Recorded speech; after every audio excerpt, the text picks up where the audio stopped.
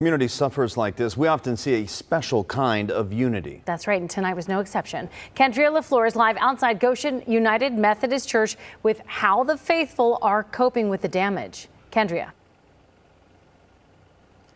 Yeah, the storm brought damage to the church, and you can see it right now. It's mostly the top portion that was affected during the storm. Now, today members cleaned up, but they also decided to take some time out of their day to pray. A day after a tornado ripped through Goshen, you can hear the sounds of cleanup, 1, 2, 3.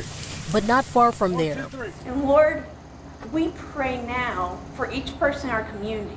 The sound of faith rings strong. Prayer for those who have been affected.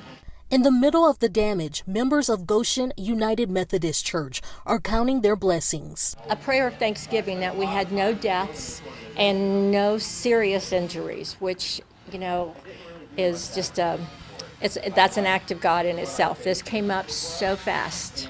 There was no time to take real shelter. Some members were inside of the church with children when the tornado ripped through.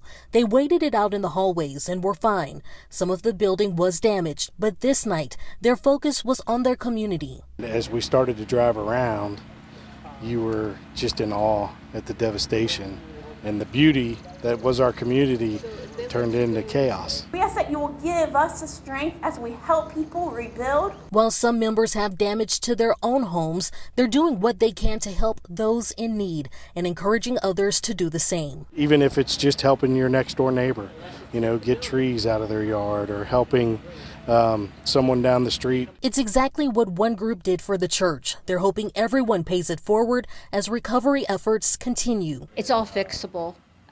Lives can't be replaced. Property can.